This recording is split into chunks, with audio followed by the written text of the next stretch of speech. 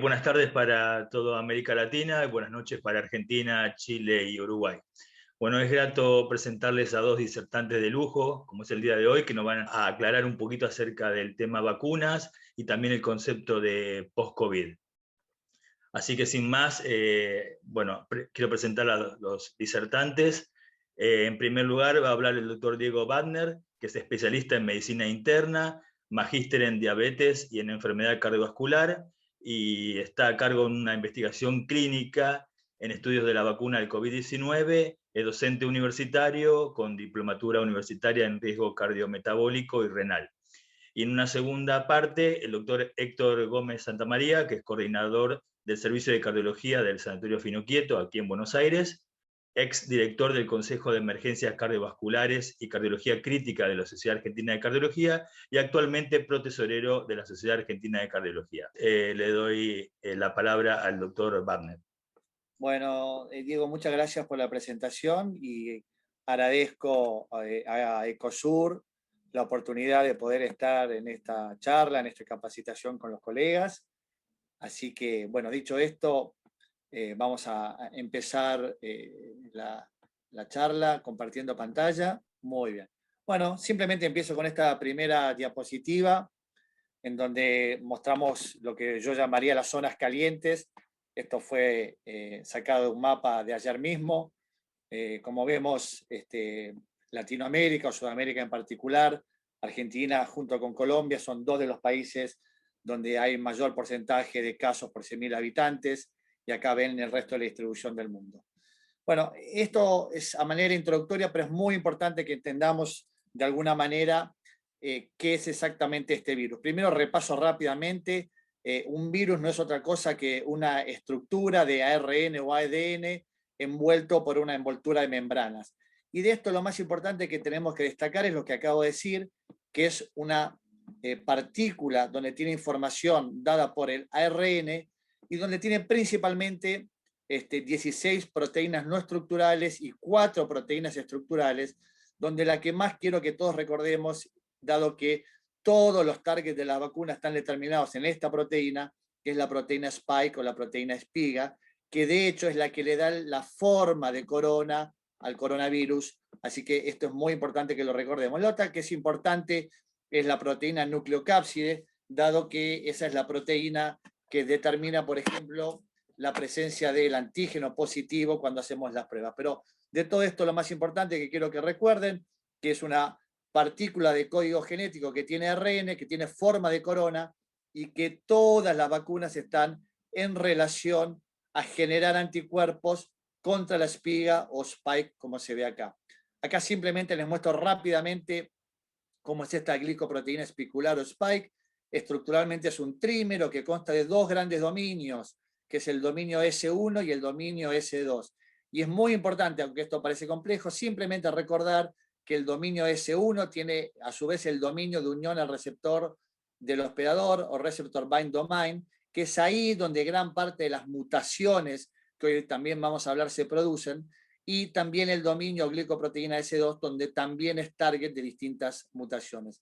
Entendido esto, acá lo vemos como el dominio S2 y el S1, y el S1 que a su vez es el que se une a la célula de la célula diana a través del receptor específico.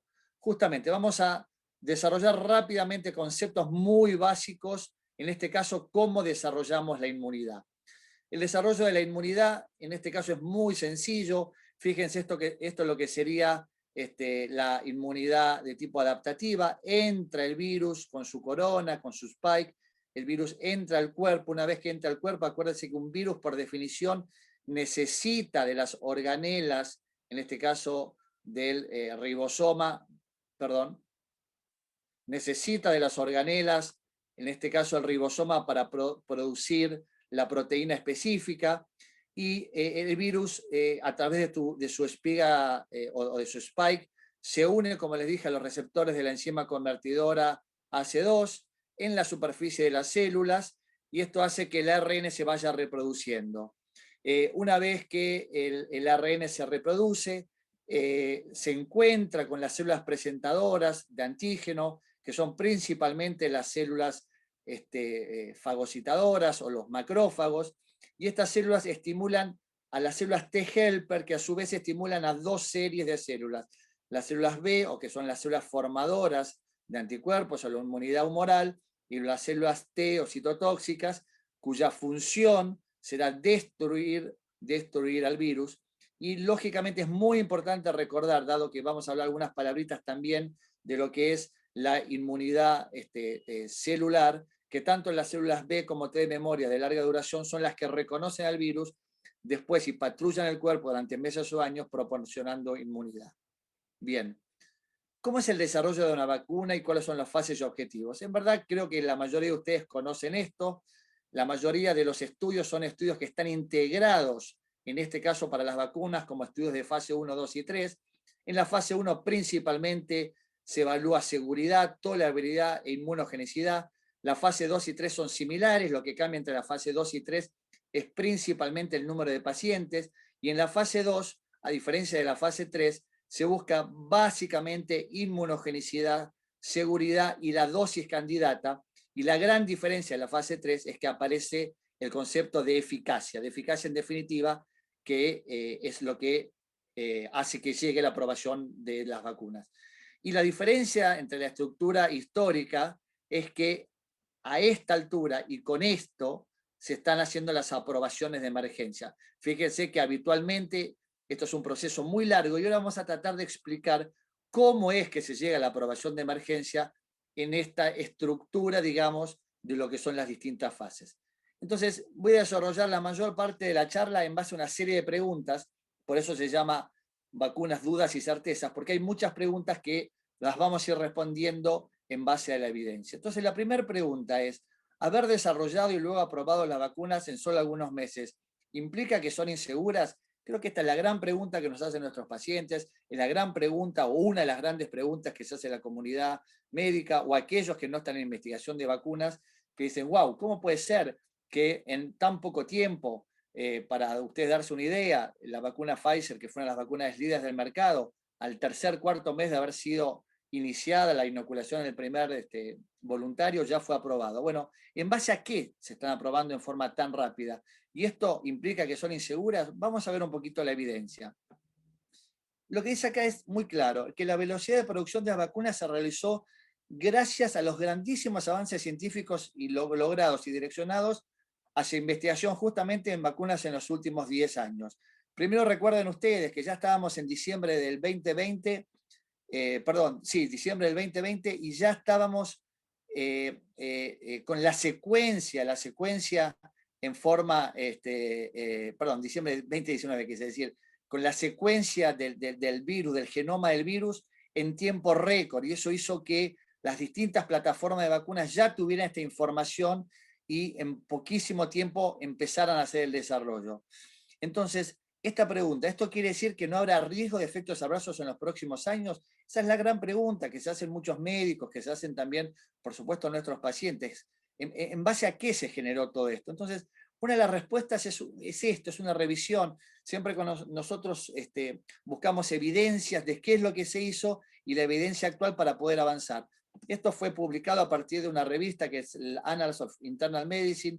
Inicialmente, a partir de esta revista, el American Journal Medical of Care, lo que hace una revisión de los últimos 20 años, desde enero del 96 hasta diciembre del 2015, en donde incluyen 57 vacunas, que son las vacunas que han sido aprobadas a lo largo del tiempo, y lo que ven con esto es qué es lo que ha pasado en relación a lo que ellos llaman la etiqueta de inicio o el prospecto de inicio y el prospecto final a lo largo de estos 20 años. Bien, avanzamos. Entonces, como les dije, esto fue publicado en septiembre del 2020 en esta revisión de Annals, en donde básicamente lo que se hizo fue una cohorte retrospectiva, como les dije, que incluyó 57 vacunas, que fueron las vacunas que se fueron desarrollando en estos últimos 20 años y que la FDA la fue aprobando. Entonces los investigadores a lo que se dedicaron fue identificar las etiquetas iniciales, como las etiquetas que fueron publicadas por cada vacuna, y qué modificaciones hubo a lo largo del tiempo, inclusive hasta el final de todo este periodo de 20 años. Y el problema de seguridad más común que provocó modificaciones en la etiqueta o en el prospecto fue la expansión de la restricción de las poblaciones. O sea, la vacuna había salido, por ejemplo, para una cierta población y se restringió o se amplió o se cambió esa población seguido de las alergias. O sea que la importancia clínica fue muy limitada de los cambios de estas 57 vacunas que tomamos como modelo para poder decir que la mayor parte de lo que se desarrolla inicialmente prácticamente no se cambia al final. Entonces, esa justamente fue la conclusión, que el 90% de los eventos adversos ocurrieron en los primeros 30 a 45 días posteriores a la finalización de la aplicación de la vacuna. Estoy diciendo posteriores a la finalización de la vacuna, no del estudio. Esto quiere decir que entre el 80 o el 90% de todo lo que tiene que ocurrir en una vacuna en cuanto a lo que es evento adverso, prácticamente se ve en los primeros 2 meses. Por ello, la FDA decide que a partir de una autorización de uso de emergencia, se deben esperar justamente 60 días desde el momento en que la mitad de los participantes del ensayo ya recibieron su última dosis. Por eso que pasados esos 60 días deberían haber surgido ya el 90% de los efectos a largo plazo. Dicho de otra manera, en su momento, cuando se aprobó las vacunas que se les ocurra, sarampión, varicela, rubiola, polio, gripe, etc., la mayor parte de los eventos adversos se vieron en los primeros 45 o 60 días. Pasado eso, prácticamente no hubo eventos, más allá que los estudios pueden haber sido diseñados a 2 o 3 años, como de hecho la vacuna de Pfizer, Moderna, vacunas líderes, son vacunas cuyo estudios van a seguir, en el caso de Pfizer, por ejemplo, hasta octubre del 22. Sin embargo, en base a esta revisión bibliográfica, no se creen que van a aparecer efectos adversos que no son los que ya hayan aparecido hasta el momento, que por supuesto, como todos sabemos, son muy escasos. La pregunta, ¿son todas las vacunas iguales? ¿Cuáles son los mecanismos básicos de acción? Voy a hacer un repaso muy rápido. Acá tenemos las vacunas contra el SARS-CoV-2, una variedad de enfoques, como dice acá, y son básicamente 8 distintos mecanismos. Tenemos a virus inactivados o virus muerto, los vectores virales, que pueden ser replicativos o no replicativos, las vacunas a ADN y ARN, y las vacunas basadas en proteínas, subunidades proteicas, o lo que se llaman partículas símil virales. Vamos a hacer un repaso muy rápido de cómo funciona cada una de estas vacunas. Acá a la izquierda tenemos las vacunas de ARN y acá a la derecha las vacunas de ADN. Y lo que vemos en este panel es que las vacunas de ARN, les recuerdo principalmente Pfizer y Moderna, han desarrollado el ARN y lo han cubierto de unas partículas de lípidos para que pueda ingresar a la célula diana, y una vez que entra, lo que hace es usa la maquinaria de la célula diana, y esto quiere decir que a partir del ARN sintetiza las proteínas. Por supuesto que la información que se encuentra acá es la información propia de la proteína Spike. Se genera la proteína, que es la proteína Spike. Esta proteína Spike luego se muestra en la célula macrófaga y se desarrolla, tal como les dije, todo el desarrollo de lo que es tanto la inmunidad humoral como celular.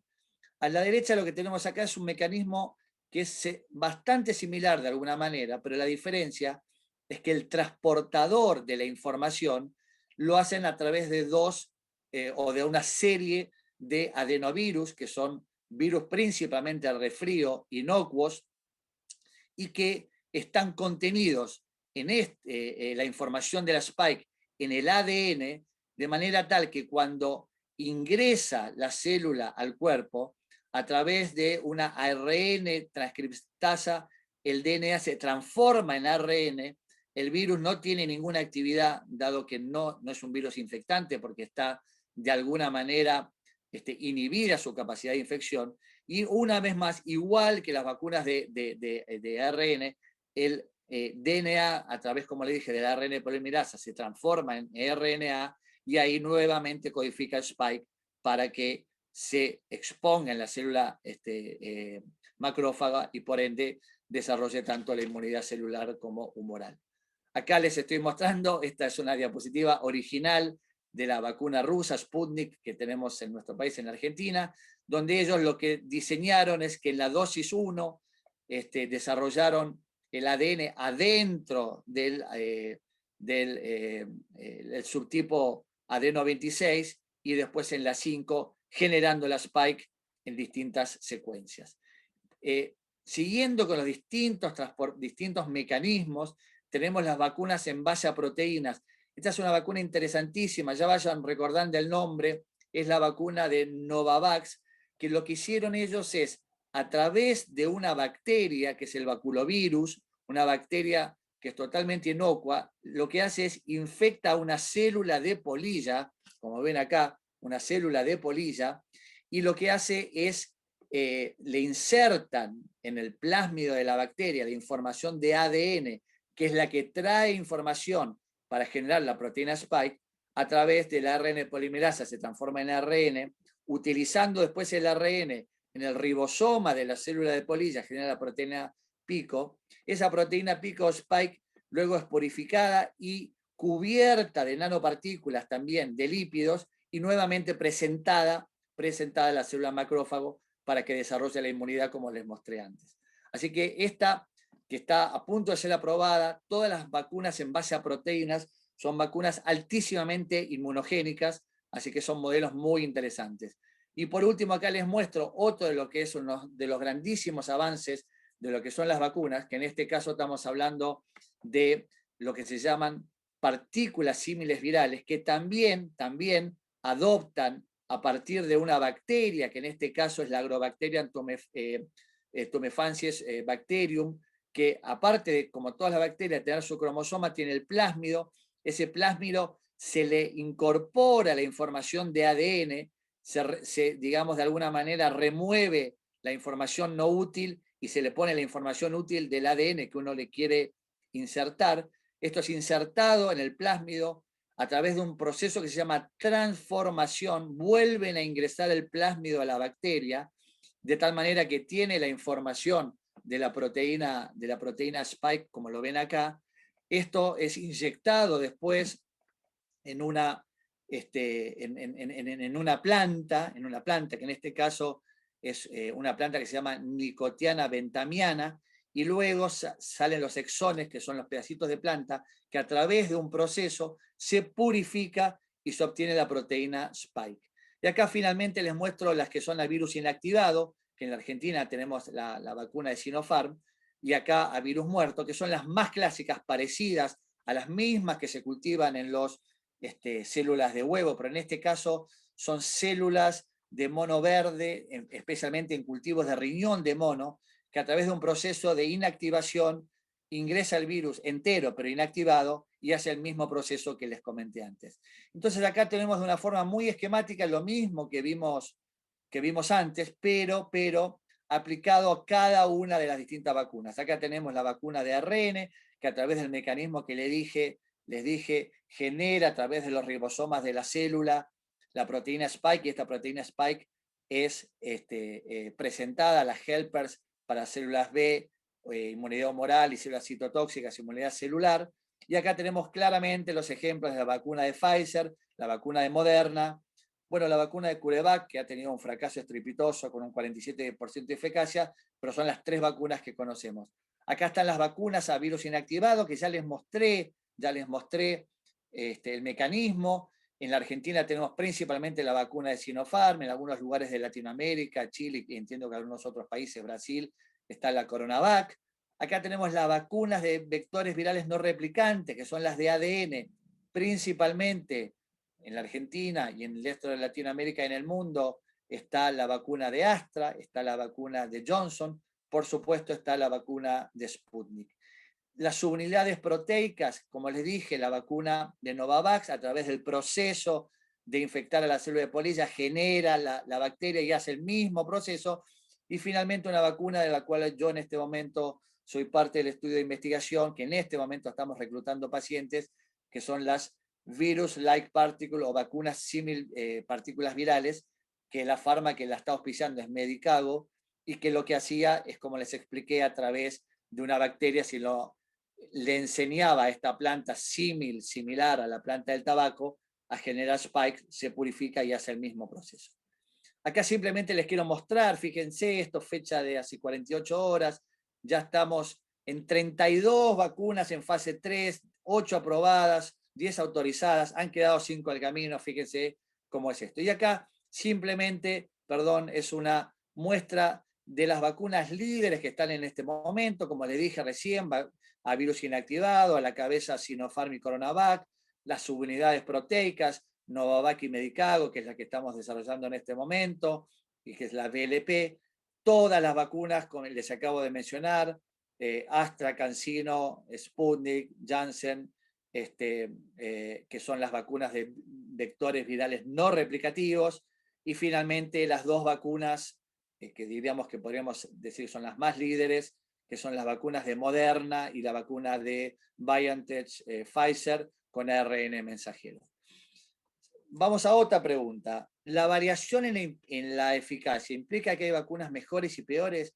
¿Qué implica la eficacia de una vacuna? ¿Es lo más importante a tener en cuenta? Acá simplemente yo lo puse a manera de encuesta. ¿Qué quiere decir que una vacuna tiene una eficacia del 90% en prevenir la COVID-19? ¿Significa que sobre 100 vacunados un 90% de la gente está protegida y un 10% sí puede enfermar? ¿Significa que cada 10 vacunados uno va contra la enfermedad? ¿O significa que la probabilidad de desarrollar COVID-19 en las personas vacunadas disminuye en un 90% en comparación con las no vacunadas? Claramente y lógicamente la respuesta es esta, es la tercera. La eficacia está en términos de cuando se hace en fase 3, que les dije que es la gran diferencia con fase 2, es decir, le doy a un grupo el producto de investigación, doble ciego, no sé si es vacuna, no sé si es placebo, y veo cuántos enferman de COVID. ¿Sí? Por ejemplo, en la vacuna de Pfizer, de la cual fui parte del proyecto, se planteó a que tenía que llegarse a 170 enfermos de COVID. ¿Y qué dio? Que de los 170 que se infectaron con COVID, 162 habían resultado que recibieron placebo cuando se abrió el ciego y 8 habían recibido vacuna. Eso textualmente representa el 95% de eficacia. Y en base a eso es que se armó este cuadro. Y acá no puse de forma caprichosa estas 4, sino que son principalmente las vacunas aprobadas en Argentina, en donde se determina la eficacia, la dosis, los eventos adversos graves, los mecanismos de acción. Y lo muy importante de esto es que cada una de estas vacunas fue hecha en distintas circunstancias. Por ejemplo, acá no está la vacuna de Johnson, que es una vacuna de una dosis, y para que ustedes sepan, la vacuna de Johnson fue hecha en Sudáfrica con un 60% de cepa sudafricana. Entonces, ¿qué quiere decir? Si la vacuna de Johnson de un 60%, ojo, un 60% sobre una cepa altamente resistente. Ahí les quería dar un ejemplo. Y por supuesto que también depende de la incidencia, o sea, del número de casos nuevos que hay en el momento que se desarrolla el estudio. Acá quiero destacar algunas cositas muy rápido. Fíjense que en lo que llamamos regulatorio, eventos adversos graves, regulatoriamente, eso quiere decir eventos que han generado o la muerte o una altísima discapacidad o un evento que el médico determina como altamente importante. Y la única que registró durante el estudio de fase 3 fue la de Astra, pero a no confundirse, no fue la trombocitopenia inducida en forma autoinmune por la vacuna, sino, si ustedes recuerdan, fue los famosos casos de mielitis transversa que luego no se reprodujeron, por suerte, en lo que fue la fase 4. Y lo otro que quiero destacar de la vacuna de Astra es que esta vacuna al principio fue diseñada para generarla en 14 o 28 días la segunda dosis, o sea, perdón, a 14 días la segunda dosis, pero cuando se le aplicó a 12 semanas, la eficacia fue mucho mayor. Quería mostrarles alguna de estas cositas. A ver, otra pregunta. ¿La robustez inmunológica o la capacidad de generar anticuerpos neutralizantes tiene que ver con la plataforma de cada vacuna? Vamos a ver un poquito estas gráficas. Fíjense, hay algo muy importante. Cuando nosotros les decimos a nuestros pacientes que se vacunen, o a nuestros colegas, etcétera, decimos, sí, vacunate con cualquiera, que todas son eficaces, todas disminuyen la hospitalización, todas disminuyen la muerte, todas disminuyen el COVID grave. Eso es cierto, pero hay claramente diferencias en la génesis, en lo que se codifica en el ARN en las distintas vacunas. Si seguimos un poquito acá, vemos que la vacuna de ARN Moderna, la vacuna de Pfizer y la vacuna de Johnson, lo que hicieron es lo que se llama codificar el spike prefusión. Para que ustedes se den una idea, el virus circula en forma natural en estado de prefusión, que lo hace altamente, digamos, ávido por unirse a la célula. Cuando se une, se transforma esa unión junto con el receptor, se transforma la proteína spike junto con el receptor de enzima convertidora tipo 2, y eso se llama estado posfusión y eso lo hace muy estable. Entonces la estrategia es tratar de generar anticuerpos en el estado prefusión, o sea, cuando el virus todavía no se unió en forma bien intensa a la célula, y esto lo han logrado estas 3 vacunas. A diferencia, por ejemplo, de la vacuna Sputnik o de, por supuesto, las vacunas a virus inactivado, que son todas post-fusión, ¿sí? Entonces acá de alguna manera se los dividí para que vean, estas son todas vacunas generadas para proteína spike prefusión, de tal manera de encontrar al virus en una etapa previa y hacer anticuerpos de esta manera como mucho más eficaces que estas vacunas que son generadas o que están determinadas para generar el estado de spike en postfusión, ¿sí? Esto es una gráfica que lo que quiero que entiendan es lo siguiente. Acá abajo lo que tenemos es el plasma de convaleciente. La línea media es la media aritmética para una protección del 50%, y de arriba a abajo tenemos la vacuna de Moderna, tenemos la vacuna de Novavax, tenemos la vacuna de Pfizer, tenemos las vacunas Sputnik o Gamaleya, siguiendo para abajo tenemos la de AstraZeneca, más abajo la de Johnson, Coronavac o virus inactivado. Y lo que vemos es que todo lo que está a la derecha, con respecto al 50% de la protección que uno necesitaría, está hablando de lo que es la robustez inmunológica, donde claramente a la cabeza están las vacunas de ARN y las vacunas proteicas, y bastante más abajo, a medida que vamos bajando, las de virus inactivado, como es el caso. Sin embargo, lo que quiero que vean acá, que todo lo que es la línea jaspeada es que son eficaces, pero los niveles de robustez inmunológica, claramente estas son las vacunas que más lo generan. Esto lo que quiere mostrar es que si fuera constante a lo largo del tiempo, suponiendo esta relación de neutralización y tiempo, es que las vacunas de mayor eficacia inicial a lo largo del tiempo van perdiendo su eficacia en una forma con un ángulo mucho menor que una vacuna de menor eficacia, como puede ser una vacuna virus inactivado, donde fíjense que las líneas de arriba son prácticamente paralelas al tiempo, y que este modelo asume que, por ejemplo, una vida media de neutralización de 108 días dura 250 días para una eficacia más o menos del 50%, manteniéndose al mismo nivel de eficacia. Pero vamos al otro extremo, cuando la eficacia empieza al 50%, fíjense a los 250 días cómo baja esa eficacia. Entonces, ¿son todas las vacunas iguales? No. De esto se desprendería que posiblemente haya una serie de vacunas que necesiten refuerzo y otra serie de vacunas que no lo necesiten o lo necesiten mucho más adelante. Esta es otra gráfica que lo que trata de mostrar es algo bastante sencillo. Es un modelo que determina con una eficacia del 90% cuándo perdería su eficacia al 70%, y una vacuna, esa misma vacuna al 90%, cuándo llegaría su eficacia al 50%. Y si seguimos esta gráfica, partiendo del 90%, llegaría a su eficacia más o menos, acá estamos en el día 200, 201, y partiendo del 90% de eficacia, para que pierda la eficacia a la mitad, que sería el 50%, tardaría bastante más de 250 días. ¿Se entendió este gráfico? Y acá que parece complejo, lo único que quiero que se concentren es que lo mismo, a eficacia del 70, 80, 90 y 100%, en enfermedad severa, que son estas punteadas, la eficacia dura mucho más en niveles altos cuando partimos de una eficacia alta. Entonces la respuesta, ¿el nivel de neutralización es altamente predictivo de la protección inmune? La respuesta es claramente sí. ¿Ok?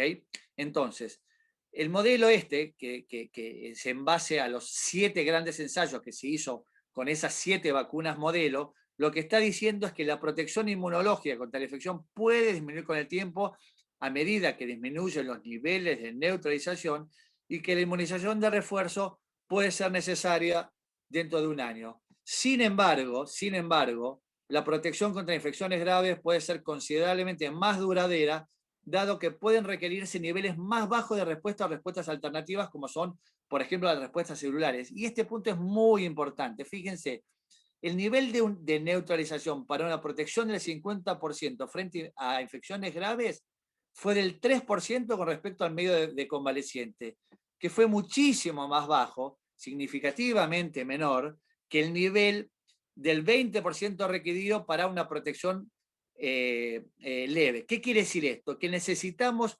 muchísimo menos niveles de anticuerpos para defendernos ante una infección severa que para una infección leve. De ahí está la explicación que a pesar de a veces tener las dos dosis, nos podemos enfermar, porque vuelvo a decir, pueden bajar los niveles, se necesita un 20% del nivel medio de convaleciente usado como gold estándar, pero no vamos a hospitalizarnos o no vamos a morir o no nos vamos a enfermar gravemente, dado que con bajísimos niveles de anticuerpos estamos protegidos contra infección severa. O sea, es al revés de lo que uno creería como sentido común.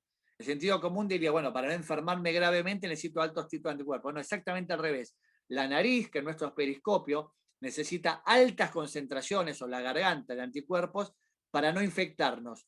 Pero necesitamos bajas concentraciones de anticuerpos para no hospitalizarnos o no entrar en una infección grave. O sea que lo que está mostrando acá es que es 6 veces menos la concentración de anticuerpos para infección grave que para infección leve, y ahí vuelvo a decir, ese es el motivo por el cual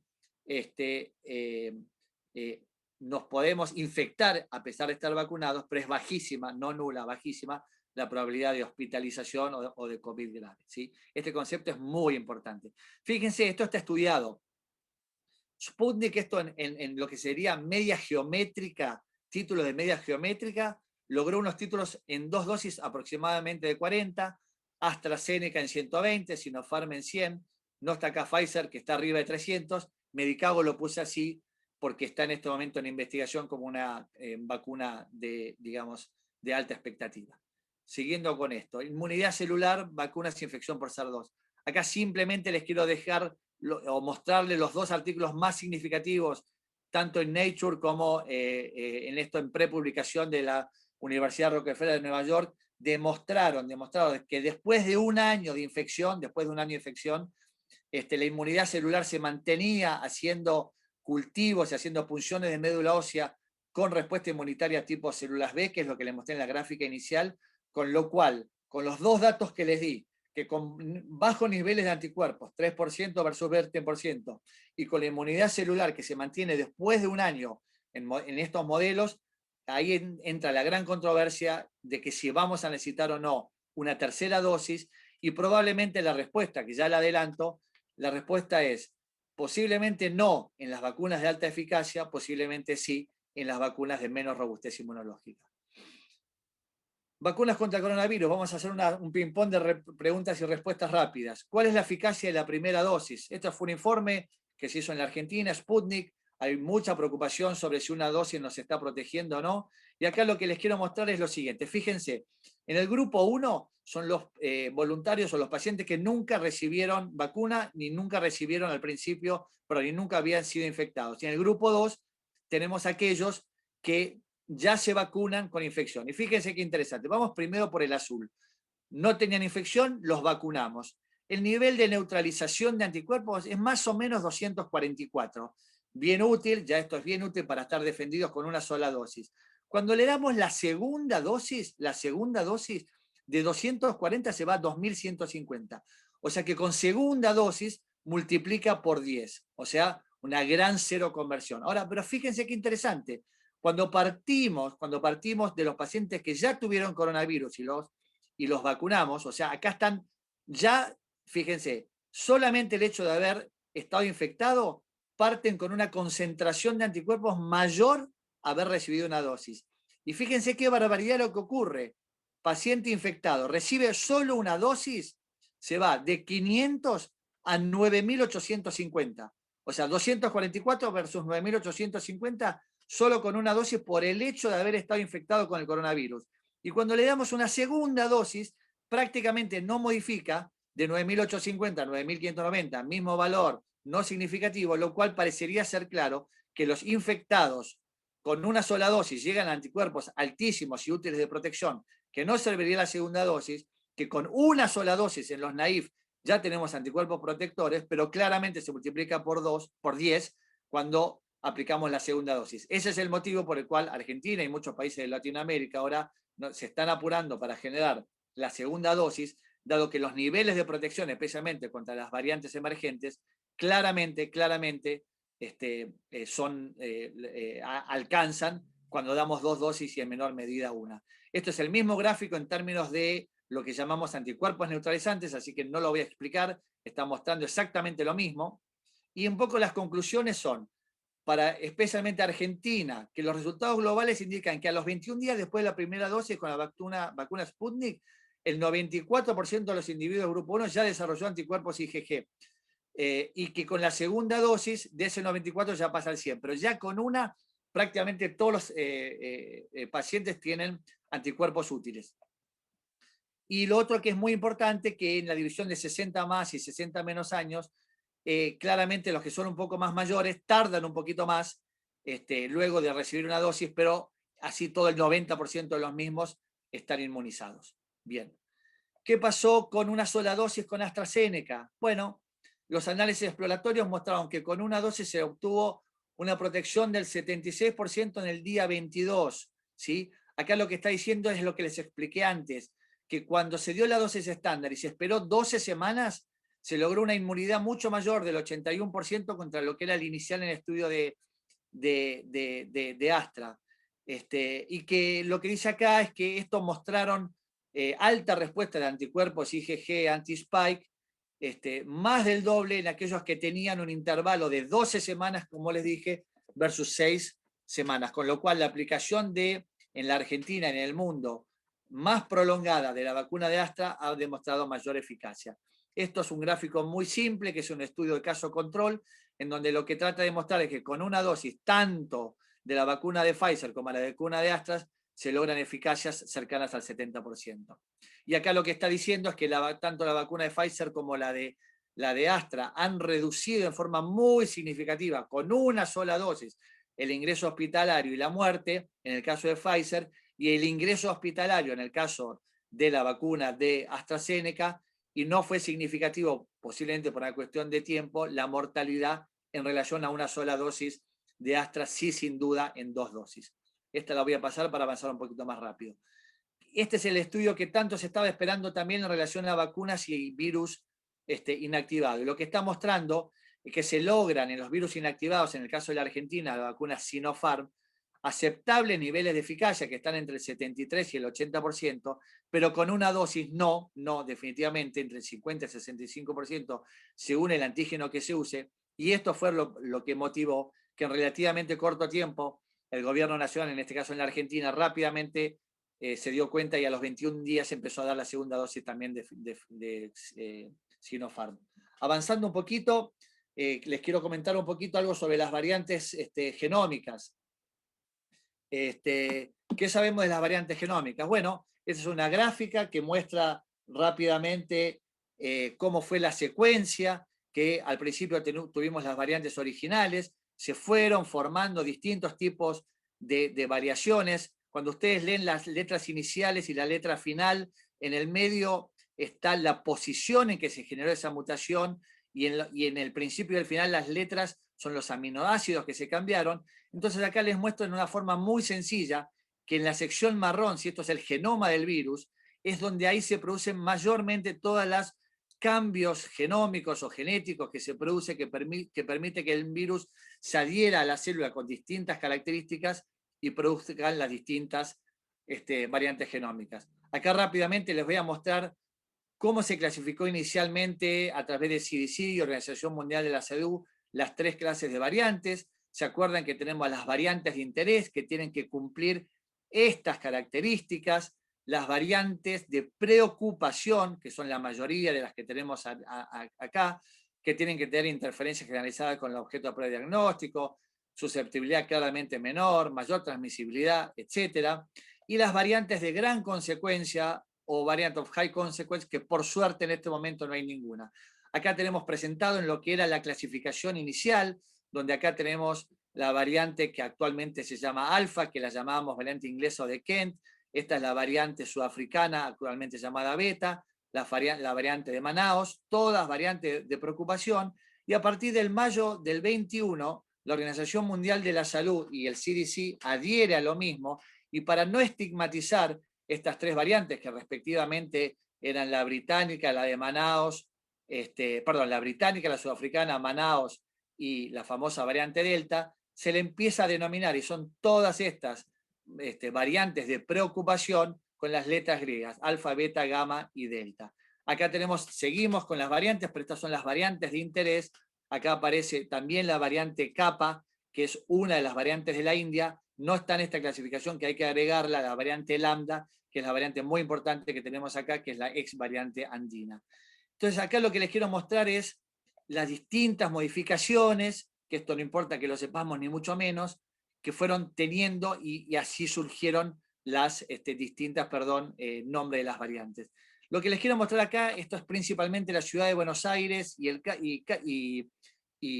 distritos periféricos, que es Buenos Aires y suburbios. Fíjense que hasta la semana 52, o sea, el primer año, el 2020, eran todas variantes originales. Y fíjense, esto es hasta la semana epidemiológica número 26, que las variantes que predominan son claramente la variante lambda o inicialmente llamada andina, y la variante gamma o inicialmente llamada la variante de Manaos. Acá ven la gráfica, claramente variante verde, esto es lo que hay en este momento en la Argentina, variante verde, gamma, o ex Manaos, variante lambda o ex andina. Y esto es la conclusión de que en este momento el 50% en la ciudad de Buenos Aires y en el Gran Buenos Aires, ahí está la variante gamma y la variante lambda.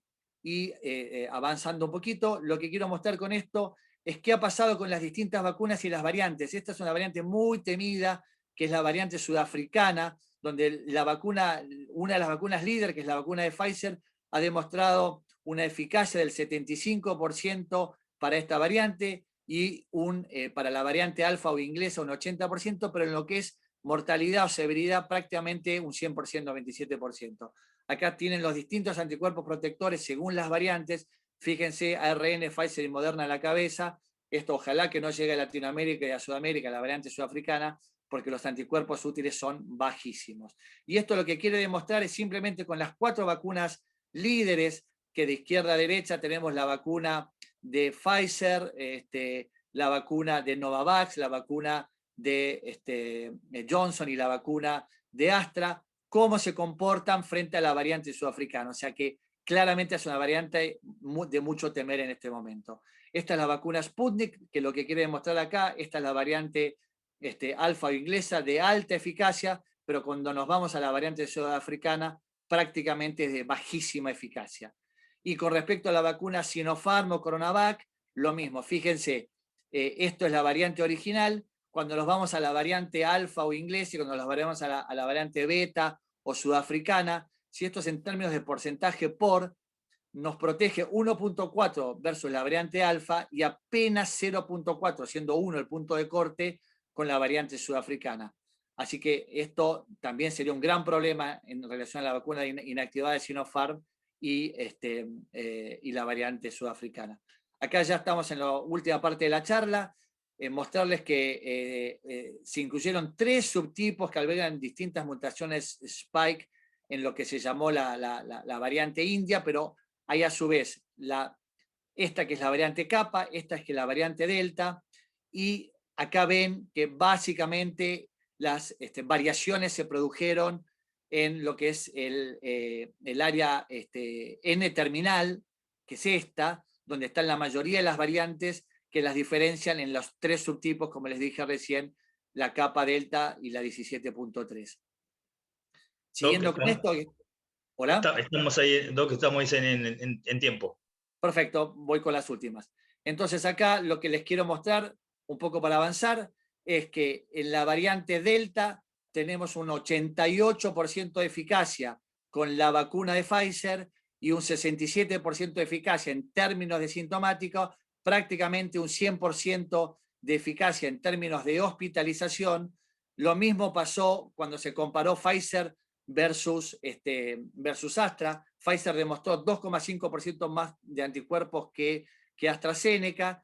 Esta no la voy a mostrar y quiero terminar con algunas cosas. ¿Es necesario darse 2 dosis? La respuesta es a priori en los que no tuvieron infección, claramente sí. Fíjense, naïf, primera dosis, segunda dosis. Pero en los que sí tuvieron infección, no cambiaría cuando vemos en rosa primera dosis versus segunda dosis. Hoy Standard of Care es darse las 2 dosis, sin embargo, como les mostré antes, la segunda dosis no estaría prácticamente aportando nada. Combinación de vacunas, hay 2 estudios con Vivax y el estudio, estoy pasando rápido a propósito, que es CONCOV, que están tratando de demostrar si la fusión de 2 vacunas, en especial el primer estudio que les mostré es Pfizer y Astra o Astra-Pfizer en ese orden, claramente ha demostrado que es altamente eficaz en cuanto a robustez, la combinación de Astra primero y Pfizer después. Por eso en muchos países de Europa pasó a ser Standard of Care. Esa es una pregunta que nosotros queremos saber, muy importante para la Argentina. Y lo que quiero mostrar ahora son, para terminar, es las dudas que yo creo que todavía estamos teniendo y que se van a definir, que son básicamente estas. Probablemente necesitemos una aplicación de refuerzo para COVID-19, pero ¿cuándo y cuáles? Algunas de las cosas las fui charlando en base a algunas de las diapositivas que les mostré. ¿Por qué tenemos que vacunarnos contra la gripe todos los años? Pero 2 vacunas contra el sarampión durante la niñez pueden protegernos de toda la vida, o por ejemplo, el tétanos cada 10 años. Esa respuesta claramente todavía no la tenemos. ¿Cómo se comparan las vacunas COVID-19 con otras en términos de protección? No lo sabemos, creemos que vamos a necesitar un refuerzo, no sabemos ni cuál es exactamente todavía ni cuándo. Últimas 3 preguntas. ¿Algunas vacunas COVID durarán más que otras? Parecería que en función de lo que les mostré, sí. ¿Cómo sabremos cuántas vacunas cómo sabremos cuándo nuestras vacunas están perdiendo eficacia? Bueno, probablemente en base a algunas de las gráficas que les mostré, las de alta eficacia lo perderán en menos tiempo y las de baja eficacia en más tiempo. ¿Será con títulos de anticuerpo? No está claro si esa es la respuesta. Y las últimas 2, ¿qué pasa con las variantes? Que más o menos se los mostré. Y la pregunta es si necesitaríamos un refuerzo especial adaptado en alguna variante particular a lo largo del tiempo. Bueno, sé que antes de venir a esta reunión estaba confuso, como dijo Enrico Fermi, que fue un físico. Probablemente después de ella todavía lo estemos en más, pero a un nivel más elevado. Y acá le dejo la palabra para que siga Héctor, y te pido 1000 disculpas, Héctor, que robé un pedazo de tu tiempo. Simplemente hago una introducción del long COVID o el COVID prolongado, con todo lo que implica en distintos órganos que puede afectar y que Héctor ahora seguramente nos va a comentar. Así que, bueno, muchas gracias y disculpen a los organizadores por haberme pasado un poquito con el tiempo, y gracias, Diego, por avisarme. Bueno, muchas gracias, Ecosur, muy buena charla, Diego, espectacular, muy completa. Bueno, les propongo hacer un breve viaje en el tiempo, diciembre de 2019, cuando, ¿saben pasar? Cuando en una ciudad de China, en Wuhan, aparecía un brote de una enfermedad producida por un virus hasta este momento desconocida, probablemente una combinación de ADN de virus diferentes, de un murciélago, de un pangolín, eso estará por verse, y que generaba afectación clínica predominantemente a nivel pulmonar, respiratorio, con unas neumonías muy severas, muy rápida de evolución, y con, ¿escuchan bien? Y con un 20% de pacientes con una evolución muy delicada, muy mala. Lo importante de este virus no solamente era la manifestación clínica, que era muy importante, muy rápida, muy agresiva, sino también la alta contagiosidad que tiene este virus. Fíjense, comparado con la H1N1, es muchísimo más contagiosa. Eso llevó a lo que ya sabemos. Rápidamente salió de China el virus, se convirtió en una pandemia, y así estamos en el día de hoy, con 187 millones de infectados y 4 millones de muertos a nivel mundial.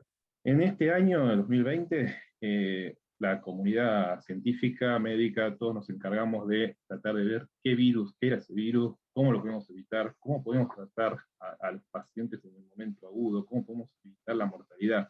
Si uno busca la información de la palabra COVID en PubMed, en solamente un año y medio tenemos 165.000 Entonces estuvimos muy enfocados en lo que era lo agudo del virus, que era ese virus. Pero nos olvidábamos de los sobrevivientes. Los sobrevivientes, a mediados del año pasado, a medida que empezaban a haber sobrevivientes, empezaban a surgir consultas de gente que persistía con síntomas que cuando iban a la consulta médica, el médico le decía, no es nada, debe ser un poco de estrés, estamos todos igual. Entonces, esa gente se empezó a agrupar en redes sociales, en Facebook, y se fueron autoproclamando los long haulers, gente que no tenía respuesta de sus dolencias después de haber tenido el COVID. Hoy pensemos que tenemos 183 millones de sobrevivientes recuperados. Entonces, ¿cuán importante puede ser esta gente con secuelas post-COVID? Entonces, les voy a hablar en esta charla sobre qué es el post-COVID y cuál es el impacto cardiovascular. Como mostró Diego, los síntomas manifestados posterior al evento agudo de COVID son un montón. Disnea, tos, opresión precordial, angina, dolor torácico, anorexia, artralgia.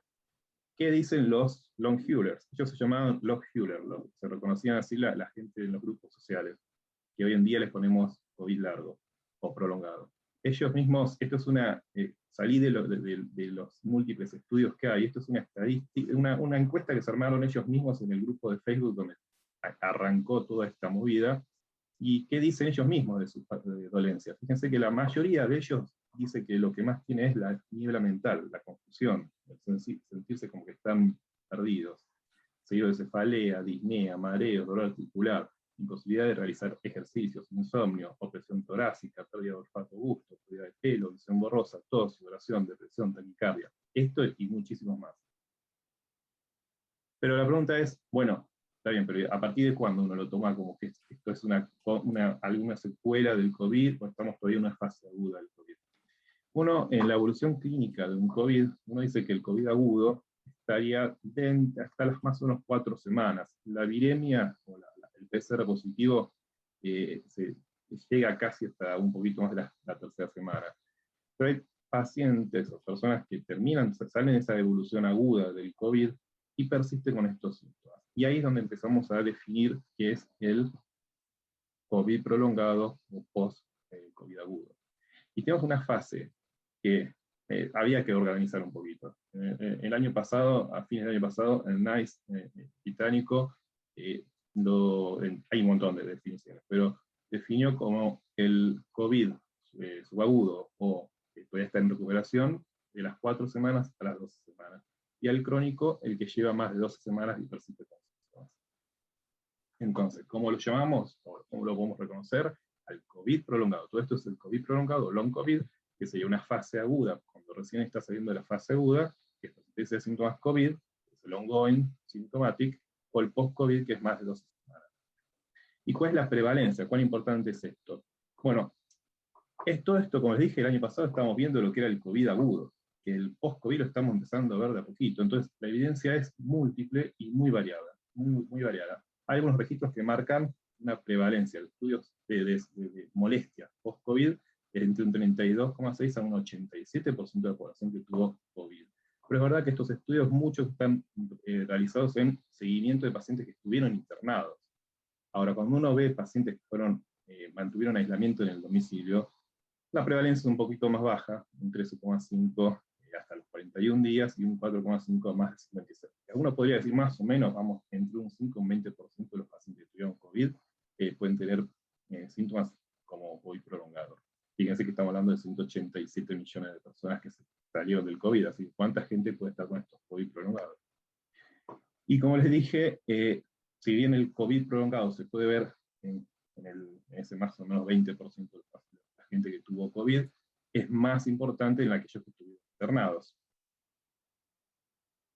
¿Cómo podemos evaluar si un paciente va a tener o va a sufrir el COVID prolongado? Hay algunos estudios, algunas reacciones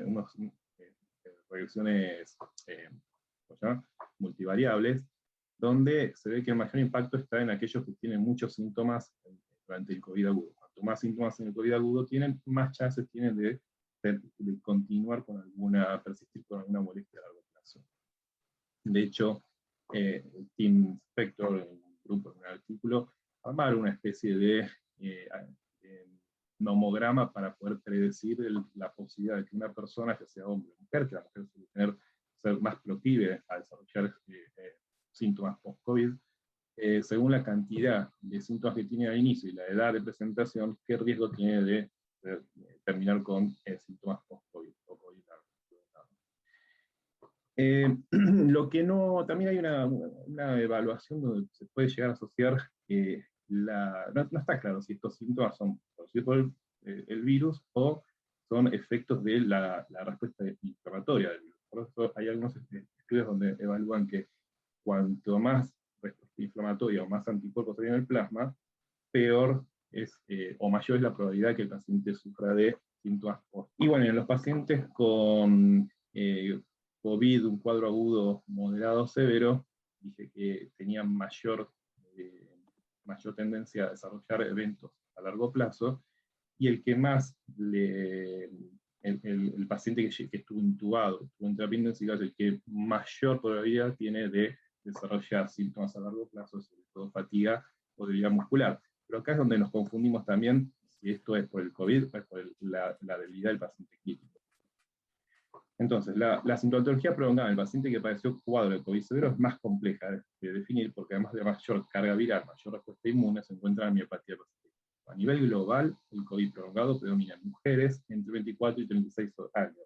Fíjense, durante todo el año pasado y hasta ahora estamos hablando de la gente que se muere, la gente que se muere, y los jóvenes, quedó con el concepto de que los jóvenes habitualmente van a tener un COVID leve.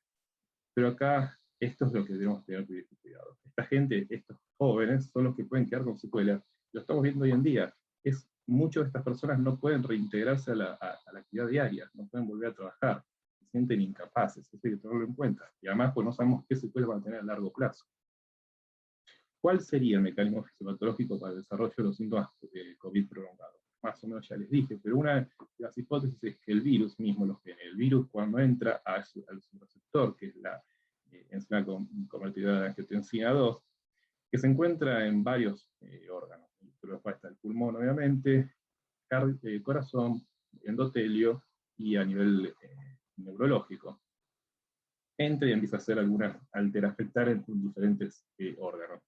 De hecho, es tan difusa la afectación del virus que cuando se hace un estudio de resonancia pasados los 2 meses del COVID, se ve que hay afectación de diferentes tipos en diferentes órganos evaluados con la resonancia. Es decir, el daño es global. Vamos a ver algunos que más que nada competen al corazón, a lo que es cardiovascular. El daño directo, lo que todo el mundo siempre se habla, que es el compromiso miocárdico y la miocarditis. Este creo que es lo que más está en boga, lo que más se escucha hablar, el tema de miocarditis. Los registros, hay algunos estudios que hablan entre un 2 y un 15% de pacientes de COVID agudos que han desarrollado miocarditis. Ahora, en el paciente que ya, en el COVID largo, cuando hacen estudios de resonancia magnética, también es una prevalencia relativamente importante, pero la verdad que son estudios de resonancia con detalles muy finos, donde sí hay secuelas, hay diagnóstico de miocarditis, pero el impacto es muy chico. Fíjense que casi no hay diferencias, la única diferencia está en la modalidad, en la tecnología, en la técnica de la resonancia. Por tanto, sí puede haber impacto miocárdico, pero no está del todo claro cuál es la implicancia clínica. Fíjense en este grupo de pacientes deportistas que tuvieron COVID, donde de 26 pacientes, el 15% tenían criterio de miocarditis. Ninguno de estos pacientes tenía troponina en el laboratorio o alteración en el electro.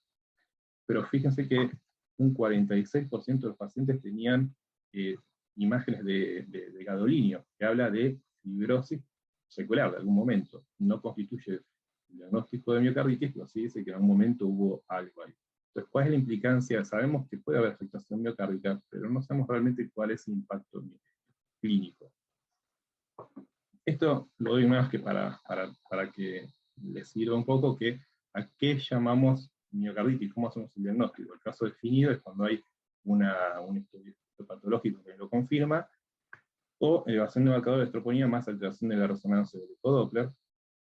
Caso probable es cuando hay síntomas, que pueden ser cardíacos, claros o síntomas inespecíficos, más alteración de algún estudio complementario como el eco, o troponina, o alteración en el electro, más ausencia de otro diagnóstico alternativo, y el caso posible es cuando hay síntomas o específicos cardíacos, específicos, o alteración en estudios complementarios como marcadores inflamatorios, alteración en el electrocardiograma y ausencia de un diagnóstico alternativo. Les comparto un caso clínico de lo que yo estoy viendo. Yo empecé a hacer post-COVID desde septiembre del año pasado, y uno va aprendiendo sobre la marcha. Esta es una chica de 40 años, astenia, COVID, tuvo 2 veces COVID. Quizás un ECOS-3, ella sentía astenia más que nada. Y el ECOS-3 marca algo que es muy, fíjense que fracción de eyección es 56%. No es mala, es una buena fracción de eyección. Ahora, para una chica de 40 años, uno esperaría tener un poquito más. Pero lo que llama la atención es el strain. El strain le da menos 16,9. Un strain es un grado de una técnica para ver la deformación miocárdica. Lo normal es que sea cuanto más negativo, mejor, y uno pone con una línea de decir, hasta acá estamos bien, es menos 18. Si un menos 22 es espectacular, menos 18 es este es un 16,9. Cuando hace el ejercicio lo hace perfecto, no tiene ningún inconveniente. Y en el post-esfuerzo mejora, tiene una reserva sistólica buena, mejora la fracción de eyección, va a 72%. Y el strain es bueno. Entonces acá uno diría, está bien, pero hace ruido este strain basal. Esta chica se hizo una resonancia y marca que tiene gadolinio, con lo cual en algún momento tuvo impacto. Esto fue tardío, por lo tanto no hay edema. No cierra el diagnóstico de miocarditis, pero esta paciente tuvo impacto miocárdico. Otro de los eventos que también hablamos siempre de COVID es que es protrombótico, por la afectación del endotelio, favorece la trombogénesis. En el post-COVID se habla de que la enfermedad trombólica venosa no sería tan importante o tan prevalente. Sí, el COVID agudo es frecuente, sobre todo en el internado, y cuanto más tiempo internado está, después de 8 días más o menos, es donde más aumenta, más se ven los trombosis. Pero es frecuente que el paciente post-COVID manifieste disnea, que es uno de los motivos de consulta más importantes, y lo primero que uno trata de descartar es la probabilidad de que haya una trombosis. Este es un algoritmo más o menos pensado para descartar trombosis, que es muy similar al algoritmo que uno usa cuando, en el caso de una disnea, y uno quiere buscar una tromboembólica crónica para descartar hipertensión pulmonar. Acá nosotros vamos a tener un control a las 12 semanas. ¿Por qué 12 semanas? Nos alejamos lo más que podamos del evento agudo, para que ver realmente si está con la respiración. Entonces el paciente puede estar asintomático, y una placa de tórax normal me deja tranquilo, y si una placa me dice hay algo dudoso, voy a hacer una tomografía, pues está con sintomático, voy a hacer una placa predominada de fibrosis, voy a tomografiar, voy a ver qué hay, se le voy a mandar a un especialista, pero si la placa es normal y la sospecha, digo, placa normal y está con mucha disnea, pienso en tromboembolia crónica, le voy a hacer un estudio de pruebas funcionales respiratorias, le doy un ecocardiograma, a ver si no hay hipertensión pulmonar, o un test de esfuerzo y a ver cómo responde. Si eso me da normal, consideraré pedirle un BQ para ver si tiene trombosis. Esta es una paciente mía también del año pasado, ya había tenido COVID recontra leve, pero a los 2 meses mucha disnea, una disnea importantísima, clase funcional 2-3, algunas palpitaciones, bueno, un montón de estudios, le dice todo salió bien, toca el cardíaco, ECOS-3, todo normal. Le pido un laboratorio, y en el laboratorio le pido un dímero D. El dímero D da 0,60. La línea de corte es 0,50 para abajo, uno no espera que esté en 0,50, uno espera que esté bien bajo. 0,60 es positivo. Eso ya es dudoso en una chica que está en la casa haciendo vida normal. Le pido un BQ, por cuestiones de pandemia no se hace el BQ, no se hace la ventilación, se hace la perfusión, y lo que hicieron fue un SPECT de perfusión pulmonar con una TIFI, con una tomografía. Se hace una tomografía y se hace una reconstrucción del SPECT. Y lo que podemos ver es, fíjense cómo tiene el pulmón. La tomografía era normal. Fíjense la imagen, cómo capta el radiofármaco. Lo llamativo es que esto no constituye un área vascular adecuada. Esto habla de la microcirculación, microangiopatía. Esto es efecto del COVID, no es trombosis. Fíjense cómo uno vería la trombosis. La trombosis la va a ver con defectos de captación, y en donde había un vaso. Pero esto estamos viendo defectos muy chicos, dispersos, parchados, que no coinciden con un territorio vascular, por lo tanto es una microangiopatía generada por el COVID. El otro tema voy a hablar microvascular. Acá no hay mucha evidencia, pero quiero contar un caso que tuve. Esta es una chica que también tuvo 2 meses después de tener COVID, venía con dolores de pecho, pero precordagias de libro. angina estaba manejando, un dolor precordial, se le iba al brazo, disnea, sudoración. Bueno, horrible, pero 42 años, sana, ningún antecedente. Holter, porque también tenía palpitaciones. Fíjense que en este momento ella refiere dolor, manifiesta dolor, y si uno se fija bien, el ST está como rectificado y con un pequeño tironeamiento de la T a negativo. Está diferente a cuando está más tranquilo. Le hago una cámara gamma, la cámara gamma me da que hay un defecto en la motilidad septal, en el post-esfuerzo, y tiene como un pequeño parche de hipocaptación, es decir, como si tuviese isquemia del territorio anterior. Raro. Le hago una resonancia magnética. Si se fijan bien, el septum apical se mueve raro, pero no tiene signos de miocarditis. Y cuando le hago un cateterismo, este cateterismo pasa muy rápido, no lo van a poder ver, pero acá hay como un afinamiento de la descendente anterior, interpretado probablemente como un puente muscular. Bueno, esta chica la interpreté como probablemente microvascular post-COVID, se hizo un tratamiento médico para la angina microvascular, tardó un tiempo en mejorar los dolores, se le completó con un ecoestrés con frío, con hiperventilación, con mipridamol, todo salió bien, los dolores fueron remitiendo a poquito, en un momento ella se entró en una normalidad que preguntaba para qué toma los fármacos, porque ya no tenía más dolor. Se complicó una vez ahí se me llama por teléfono, me dice, es un aje para cerrar la anécdota, tuve hemorroides y estoy con muchos problemas, fue al médico, le hicieron ver y le dieron vaselina. Empezó a tomar vaselina y volvió con los dolores, volvió con la angina. Y claro, el esposo se dio cuenta, con la vaselina no estaba absorbiendo los fármacos. Cuando volvió, dejó la vaselina y volvió a tomar los fármacos, se le fue el dolor. Por lo tanto, por un lado, confirmé con ese error de que tenía enfermedad microvascular. Todo post-COVID. Bueno, pero esto es algo que yo quiero comentar porque realmente me parece como que es el que más me cierra de todos los eventos post-COVID, el evento neurológico. Uno piensa que cuando el paciente empieza con la parte aguda, ¿qué tiene? Se caracteriza cefalea, astenia marcada, ¿cómo se llama? Pérdida del olfato, pérdida del gusto, básicamente eso, además de la disnea, la fiebre. Fíjense los síntomas que refirieron los pacientes según los Longfullers. Pensemos cuántos de estos síntomas podrían venir por una afectación neurológica. Casi todos.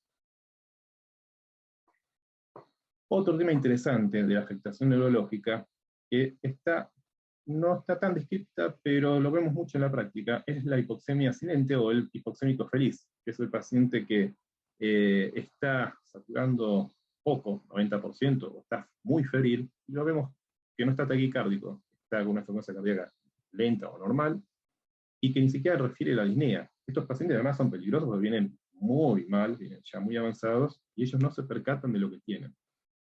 Habitualmente esta gente, fíjense que son el 32% más o menos de los pacientes con COVID que tienen esta problemática. Habitualmente tienen otros síntomas extrarrespiratorios como diarrea, mialgias y náuseas. Cuando uno habla con los terapistas o los clínicos que atienden COVID, algo que les llama mucho la atención son las bradicardias. Por más que en la bibliografía hablan de taquicardias, de arritmias ventriculares, de otras cosas, pero cuando uno va en la práctica, muchos están o bradicárdicos extremos, uno puede decir farmacológico, pero no, es llamativo lo extremo que está, y por otro lado, no es una frecuencia cardíaca que uno esperaría para un paciente que está chocado, para un paciente que está con esa neumonía global. Y una explicación podría ser que está afectado el sistema nervio glosofaringio o vago, y se produce una disautonomía con afectación del centro parafragmático. La disautonomía es una falla en los componentes simpáticos o parasimpáticos del sistema nervioso autónomo, y los síntomas que pueden generar la disautonomía son la fatiga, la vía de la presión arterial, la hipotensión ortostática, la variabilidad de frecuencia cardíaca, impotencia, disfunción de los músculos de la vejiga, etc. Es muy frecuente la consulta, yo a mí como cardiólogo, de mareos y palpitaciones. Básicamente de palpitaciones. La gente te refiere que es gente que uno a veces, esto es un razonamiento mío, pero es gente que empieza con trastornos del olfato, el olfato no lo gana, es uno de los síntomas de inicio que más tarde se logra ganar el olfato. A veces el olfato lo van ganando de un día para el otro, o pasan a tener olores raros, pero sí, es algo como que va fluctuando, pero a la larga, a medida que va fluctuando, también aparecen con palpitaciones nocturnas, están durmiendo. ¿no? Inapropiada, una taquicardia inapropiada. Y cuando uno lo ve enfocado desde una respuesta de disautonomía, fíjense que la disautonomía se puede expresar clínicamente de varias formas, como por ejemplo la intolerancia ortostática. Este es un TIL test. El paciente puede tener desde hipotensión ortostática, síncope vasovagal, y hasta el síndrome de taquicardia postural ortostática. Es el POTS, una palabra que cada vez me gusta más. ¿Qué es el POTS? Un incremento de frecuencia cardíaca de más de 30 latidos al estar parado, más tiempo más, ausencia de otra causa de ortostatismo, síntomas que suelen durar más de 6 meses. Cuando uno le hace un control de epinefrina, cuando el paciente está parado, aumenta mucho la epinefrina sanguínea, y los síntomas empeoran estando parado y mejoran acostado. El tratamiento es el tratamiento del paciente que tiene síncopes vasovagales, es decir, decirle que tome mucho líquido, que no quede mucho tiempo en ayunas, que tome agua, que coma con sal. Puede, en el caso de esta persona que ya uno tiene diagnóstico, la forma del tratamiento es parte de la actividad deportiva suave e incremental, y lo ideal que no sea vertical, como por ejemplo el nado. Evitar algunas conductas, como estar mucho tiempo parado, en un lugar cerrado. Y a nivel farmacológico, no hay medicina ideal, pero no puede usar fluorocortisona, midodrina, clonina, metildopa, beta bloqueantes. Y un fármaco que hoy en día está ganando bastante lugar es la ivabradina. La ivabradina hay estudios, la verdad que son muy chicos, pero es interesante. La ivabradina tiene lo bueno es que actúa solamente sobre las células del nodo sinusal. Genera bradicardia o baja la frecuencia cardíaca, no baja la presión arterial, y es interesante que parecería reducir los niveles plasmáticos de epinefrina. Por lo tanto, cada vez se usa más la ivabradina en estos pacientes. Quiero dejar unas recomendaciones para llevar a la casa. Primero, esto me parece porque lo vivo en la práctica, el COVID prolongado existe. Tengo muchos pacientes que los tratan que tienen problemas psicológicos, están estresados, no sé, pero el paciente está muy mal. Creo que estos pacientes no les hace bien nada más que mandarlos a hacer terapia, sino que hay que escucharlos y tratar de buscarle alguna respuesta. Es verdad que desde nuestro lado muchas veces todos los estudios que hacemos son normales y cuesta mucho objetivar lo que ellos dicen. Pero acompañémoslos. ¿Qué le pido a los pacientes post-COVID? La verdad, estamos aprendiendo mucho de lo que es el post-COVID. Yo acá, esto es más o menos lo que yo hago, y en base también a lo que algunas recomendaciones hay. Primero, en principio yo creo que no habría que evaluar al 100% de los objetivos. Me parece más útil en el paciente que persiste con síntomas. Pero bueno, ¿cómo haría con todos? Laboratorio general y algunos parámetros de información, de ferritina, proteína C reactiva, eritrotroponina, electroradiografía de tórax y doble cardíaco. Si alguno de esos me sale alterado, o hay una dolencia del paciente puntual, enfocaré tal vez para ese lugar. ¿Cómo hago con el paciente que es deportista o quiere hacer deporte? Bueno, voy a diferenciar si el paciente estuvo internado por COVID y está libre de síntomas los últimos 10 días. Bueno, voy a ver si tuvo alguna miocarditis, alguna complicación durante la internación. No lo voy a dejar y a entrenar, va a empezar a hacer rehabilitación de a poco. Según si tuvo alguna complicación como la miocarditis, lo voy a tratar según la complicación que tuvo, y bueno, lo va a ver en un especialista. Ahora, si el paciente está bien, voy a hacer unos estudios como más o menos los que referí previamente. Todo eso da normal, retorna a los entrenamientos. ¿Cómo? Una semana, más o menos, de actividad liviana. Y eso nos va a demostrar si él nota que hay algún impedimento, volvemos a reevaluarlo. Ahora, si algo me da anormal, lo mismo, enfoco a según qué le dio normal. Y ahí hay el tratamiento que corresponde. Bueno, esperemos que algún día esto termine y volvamos a la normalidad. Les doy las gracias y bueno, gracias por la invitación. Bueno, gracias, doctor. Excelente ambos disertantes, la verdad que da para muchísimo. Hay muchas preguntas, trataremos de resumirlas porque algunas son muy parecidas. Thais, ¿estás por ahí? Sí, Diego, aquí estoy. Ok, bueno, bien, no queremos demorar, así que hacemos algunas preguntas. Hay muchas felicitaciones para ambos, así que gracias también. Por ejemplo, una pregunta dice, ¿es recomendable la vacuna?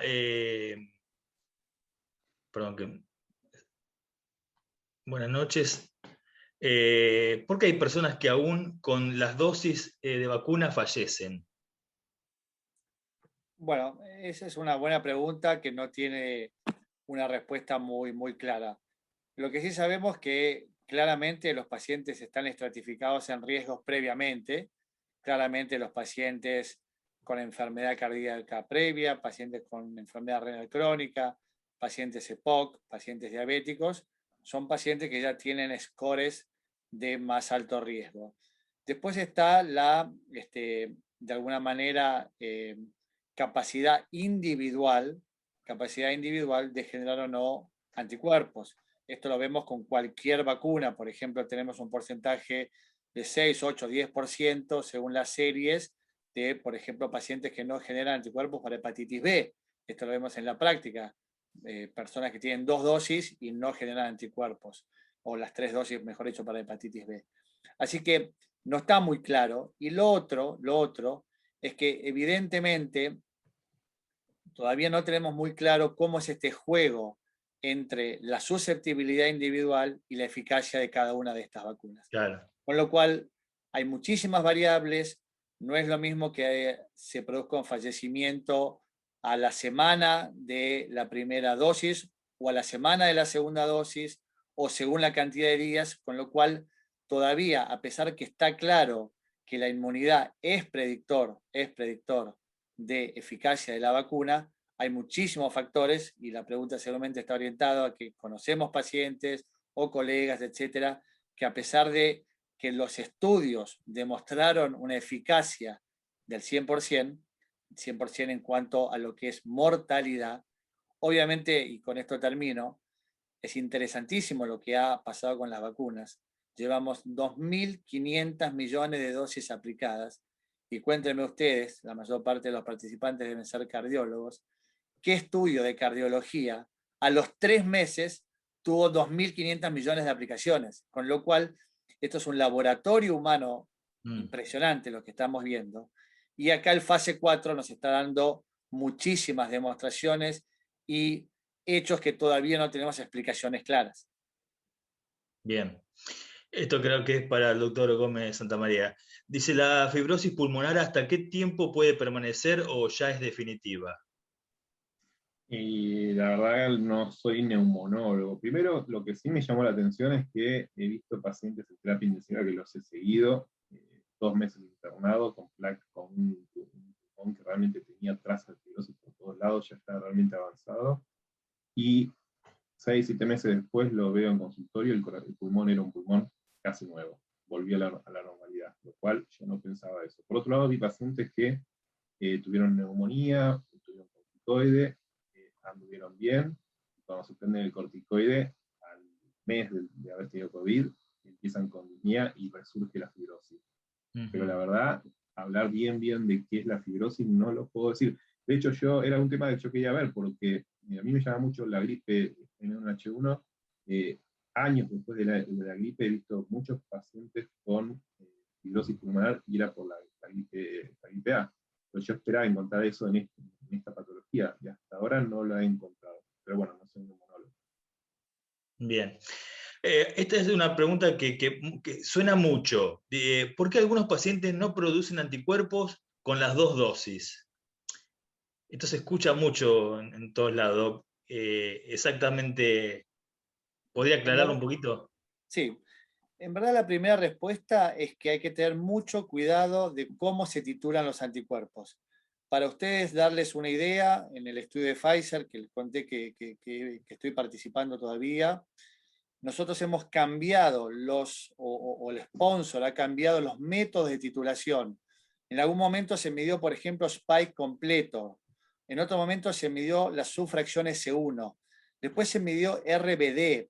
Lo que quiero decir con esto es que hay que tener primero mucho cuidado con el método que se usa en la medición del anticuerpo. ¿Qué quiere decir esto? Que posiblemente que no se encuentren anticuerpos. Por ejemplo, al principio nos dimos cuenta que muchos laboratorios comerciales, de los que usamos todos los días, estaban midiendo anticuerpos anticápside y ponían IgG total es negativo y medían anticápside. Como ustedes bien saben, no se produce ni un anticuerpo anticápside después de la vacuna, se produce, por supuesto, después de la infección.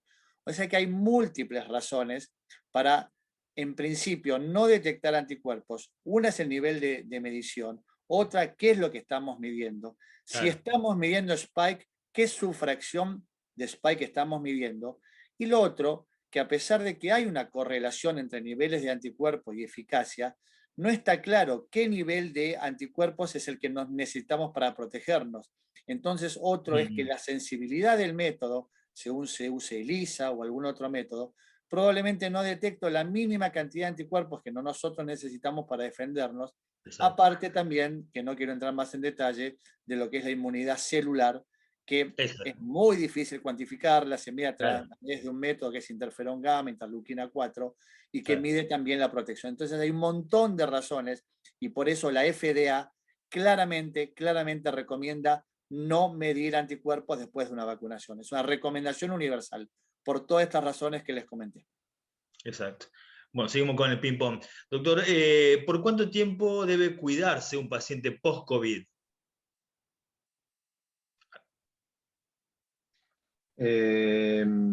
No tengo esa respuesta porque no sé a cuidarse. Es decir, en teoría otro COVID uno diría que no va a tener, o es muy difícil demostrarlo, que hace cultivo, pero no sé. Claro. Hacerse controles. A cuidarse, depende, no sé qué significa cuidarse, si es cuidarse de otra reinfección o cuidarse de que no entiendo esa parte. Exacto, bien. De la Da reinfección, para pregunta ahí. otro De la Ateneo, pues, muchas preguntas. Buenas noches, ¿qué estudio sugiere en pacientes con COVID leve con bradicardia sin datos de bajo gasto? COVID leve agudo, pues la verdad que en el COVID leve agudo, el leve habitualmente uno no lo ve, pues se va a domicilio, que habitualmente no tiene problemas, pero es raro, no es un paciente que uno suele ver. En el post-COVID no he visto bradicardias, he visto taquicardias. Pero En bueno, el post-COVID. si es asintomática no diría nada. Pero a ver, si hay bradicardias, si hay arritmias, si hay algo más, uno puede escuchar miocarditis y llegar a ese diagnóstico. Pero en principio, si es asintomático, no. Pero no he visto en el post-COVID, siempre he visto más taquicardias que bradicardias. Y había contado en el agudo bradicardia, En que el los agudo, terapistas. cuando vos hablas, es muy llamativo, y llamativamente no hay tanta bibliografía, hay alguna muy escasa, pero cuando uno busca arritmias en el COVID, encuentra taquicardia, Sí. ventriculares, taquicardia ventricular, no encuentra bradicardia. Y en la práctica uno ve mucha bradicardia. Pacientes que nos han llamado los terapistas porque no saben por qué lo tienen a 40, 20 latidos por minuto, y con ritmo sinusal, y que uno empieza a evaluar si por los fármacos que tiene, y no, los fármacos no son un uso habitual y no hacen tanto esto. Y es muy interesante esto de lo que es el hipoxémico feliz, que es un paciente que no expresa con la frecuencia cardíaca lo que su organismo está diciendo. Tiene 38 de temperatura, está a 70 por minuto. Satura 90, 88 y está a 70 por minuto. No coincide. Y ahí es donde me parece interesante porque está expresando su afectación para el sistema nervioso autónomo.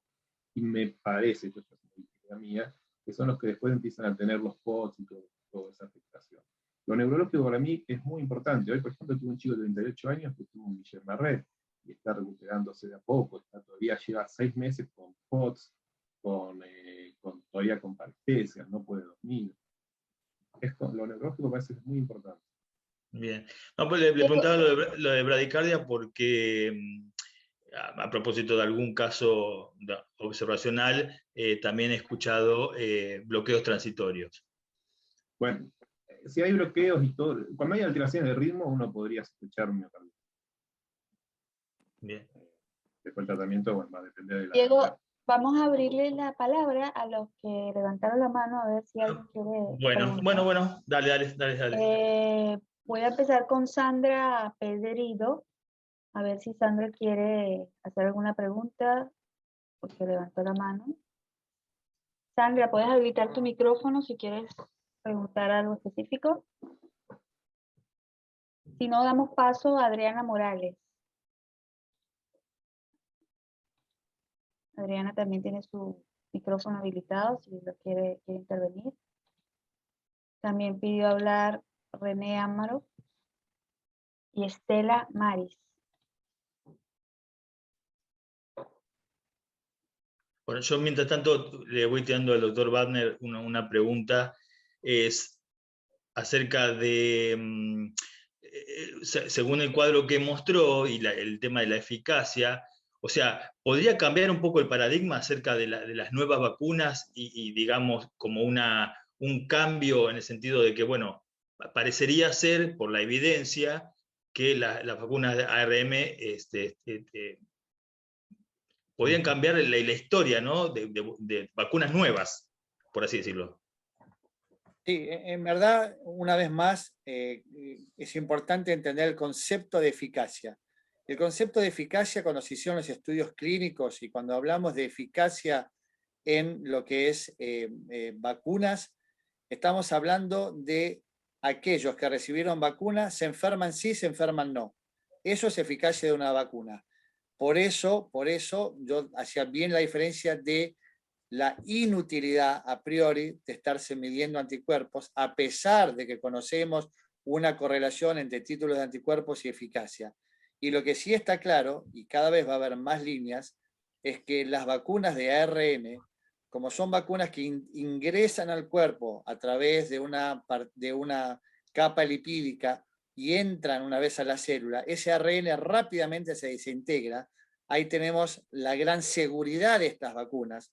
Cuando hablamos de la famosa trombosis trombocitopénica autoinmune relacionada a la vacuna, que es lo gran temido de la vacuna de Astra y Johnson, a pesar de que son de muy baja incidencia, se cree que está en parte relacionado al adenovirus, o sea, al adenovirus, que es el vector que vehiculiza a la vacuna. La gran, digamos, ventaja que a priori tienen las vacunas de ARN son, primero, el ARN rápidamente se desintegra, con lo cual hizo lo que tuvo que hacer, le enseñó a la célula a generar la proteína Spike y desapareció. Y la otra es que son vacunas que tienen altísima capacidad de hacer reajustes. Si hoy día quisiera Pfizer o Moderna hacer un reajuste de los aminoácidos o de los distintos cambios que necesitan, lo hacen rápidamente, y de hecho ya hay un trabajo que está demostrando que tardaron la mitad de tiempo de lo que fue la cepa original en hacer un reajuste. O sea que esto sin duda, y ya se está hablando mucho, que podrá haber en el futuro muy cercano, pero muy cercano, vacunas de ARN que traigan información para simultáneamente protegernos contra el coronavirus, contra la gripe, contra el citomegalovirus, todo en la misma información de ARN. Bien. Bien. ¿Alguna pregunta del público? Sí, buenas noches. Hola, buenas noches. Sí, Enrique. Hola. Hola, buenas noches, colegas. Desde La Paz, Bolivia, un agradecimiento de ECOSUR, indudablemente al doctor Wagner y al doctor Gómez Santamaría. Profesor Diego, le quería hacer una pregunta. Yo soy cardiólogo y acá en Bolivia nos han vacunado el sector salud fundamentalmente con la Sputnik y la Sinopharm. La pregunta va orientada a lo siguiente. ¿Usted cuánto tiempo considera que tal vez podríamos recibir una tercera dosis de la Sinopharm? Porque en Dubái, en el mes de febrero, marzo, porque prácticamente casi todo el bloque musulmán recibieron la Sinopharm. También una pequeña porción de colegas en Lima, Perú. Y la pregunta va dirigida como en base a lo que nos ha explicado, que puede haber un cierto descenso de los anticuerpos. ¿A cuánto tiempo tendríamos que tal vez poner una tercera dosis y tal vez, si se puede utilizar como un refuerzo de tercera dosis, una vacuna ARN? Nada más, querido profesor Diego, y gracias, y nuevamente gracias a ECOSUR por el webinar. Bueno, no, al contrario, muchas gracias, Enrique, por tus palabras y por participar de este encuentro de la TAM en general. Mira, lo que yo te mostré, viste, en las diapositivas es que las vacunas que largan con alta eficacia, cuando veíamos ese cuadro a 250 días, mantenían esa alta eficacia a lo largo del tiempo. Eso sería el ejemplo, por ejemplo, de las vacunas de ARN, en especial Moderna y Pfizer. Cuando partimos con eficacias más bajas, como puede ser una vacuna de Sinopharm o de cualquier virus inactivado de un 50-60%, la eficacia está en el 50% en esos mismos 250 días. Recientemente hubo una controversia, el jueves 8 de julio, Pfizer largó con todo su ímpetu a decir que en agosto estaban largando un trabajo para tercera dosis. ¿sí? La FDA en forma inmediata, junto con el CDC, dijeron por el momento no hay ninguna evidencia que en las vacunas de alta eficacia como Pfizer y Moderna se necesita una tercera dosis. Como bien decís vos, Enrique, ya hay un plan de vacunación de tercera dosis en Emiratos Árabes Unidos y en los países donde se desarrolló el fase 3 de Sinopharm, porque claramente lo que estaría pasando con Sinopharm, y veremos si esto se aplica o no a la Argentina y al resto de Latinoamérica, es que como tienen menores eficacias, al momento en que llegamos, por ejemplo, a los 200 días, que son unos 6 meses, la eficacia y los títulos de anticuerpo caen en forma importante. Con lo cual, en las preguntas donde yo puse dudas y donde vos es exactamente tu pregunta, ¿vamos a necesitar una tercera dosis?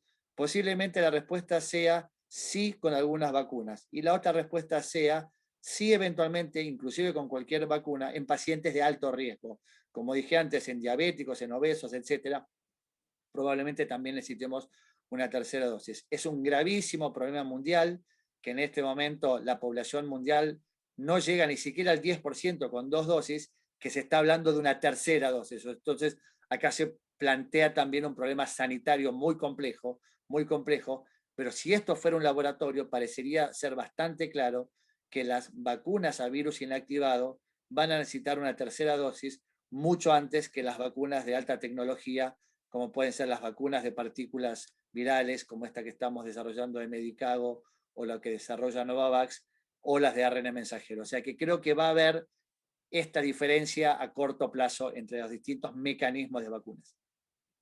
Gracias.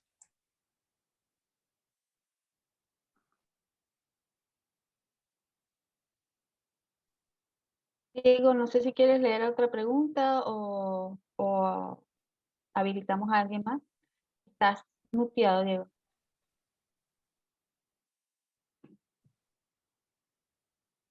Diego, estás muteado.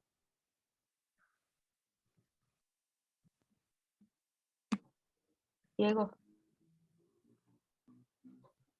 no se escucha. Perdón, estaba muteado. Le decía que había muchas preguntas que da para otro webinar, está súper interesante, pero bueno, para todo aquello de Latinoamérica, si no saben, son las 11 menos cuarto de la noche, así que bueno, podemos ir pensando en algún otro próximo webinar, desarrollando un poco aquellas preguntas que no se pudieron responder. Igual yo estoy súper satisfecho, en nombre, me parece, de COSUR y de todos mis compañeros, agradecerles a ambos disertantes porque excelente la exposición, todo el conocimiento de vacuna que sabe el doctor Wagner y la experiencia que nos acaba de transmitir el doctor Gómez Santamaría con respecto a este nuevo tema de long COVID o de post-COVID. Así que agradezco a ambos disertantes. Me parece que si quieren agregar algo, algún comentario, Adicional. algo. Una última frase, doctores. Yo hago un pequeño agregado. La mayoría de las personas que están acá son médicos, la mayoría está altamente expuesto al COVID y está esta gran preocupación en relación a si estoy protegido, no estoy protegido, me mido anticuerpos, etc. En principio, vuelvo a decir, la eficacia está en relación a enfermar o no enfermar y enfermar o no enfermar grave. La probabilidad de enfermar grave es mucho menor con inclusive bajísimos títulos de anticuerpos. Les dije que se necesitan 6 veces, este concepto es una de las cosas más importantes que se tienen que llevar, 6 veces menos títulos de anticuerpos para enfermar grave que para apenas tener un COVID con anosmia o con alguna alteración menor. Entonces, es una alta preocupación, tenemos que seguir protegiendo con todos los protectores de barrera, pero no estén tan preocupados en la medición de anticuerpos. La eficacia no se midió en función de concentraciones de anticuerpos, por más que yo les mostré que existe una correlación. O sea que en ese sentido, transmitamos a los pacientes, también tengamos este conocimiento, que es un gravísimo error estar midiéndose y titulándose el anticuerpo los anticuerpos en forma permanente, como si esto llega a un abismo y hasta acá llegamos, ¿no? O las famosas palabras que vencen, etcétera, etcétera.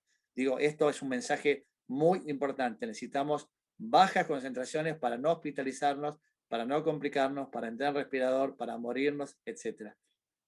Tercera dosis, posiblemente sí. Todas las vacunas, posiblemente no. Todos los pacientes, tercera dosis, posiblemente no.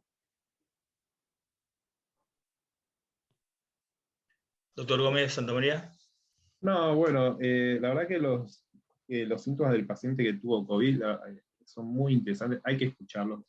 He visto muchos pacientes que vienen, que realmente son tratados como que están con trastornos psicológicos y realmente se sienten muy mal. A veces es muy desgastante el hecho que uno busca el tromboembolismo pulmón, busca miocarditis, y la mayoría de veces los estudios no te dicen lo que el paciente dice. Es decir, el paciente se siente muy molesto y no encontrás datos objetivos en los estudios. Por otro lado, lo bueno es que la gran mayoría de estos pacientes antes de los 3 meses empiezan a volver a la normalidad. Lo que no me queda claro es si vuelven totalmente a la normalidad o se van adaptando a los síntomas. Algunos quedan con algún trastorno del olfato, pero ya se acostumbraron. Pero bueno, hay algunos que no, que lo pasan muy mal. Me parece muy importante que es un mensaje que no se da en los medios, es que existe esto, el COVID prolongado, porque se le da la idea a los jóvenes de que el virus les va a pasar como si nada, y ojo, pues son muchos los jóvenes que están infectados y no sabemos las repercusiones que va a tener a largo plazo. Bien. Es lo que nos quería decir, ¿no? Bien, bien. Sí, sí, buen mensaje para tener en cuenta y focalizarlo un poquito más, tener un poquito más de ojo. Thais, ¿querés hacer algún comentario? Sí, nada, darles las gracias a todos por su asistencia, a todos los médicos, a los doctores que nos apoyaron hoy con este webinar. Estaremos seguramente planeando un próximo webinar para dar continuidad a este tema y no dejar dudas sin responder. Y bueno, nada, les compartimos todos nuestros contactos y dime, Diego. No, nada, quería hay muchas felicitaciones, lo estoy leyendo de toda la comunidad de Latinoamérica, y si me permiten esta intromisión para un saludo para todo América Latina, a ver si me sale bien, ¿no? Exactamente, ahí se ve bien, campeones de América.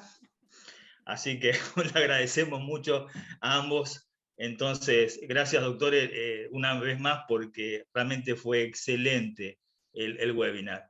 Así que gracias a todos. Gracias a todos por asistir. Gracias a ustedes por la invitación. Nuevamente, muchas gracias por la invitación.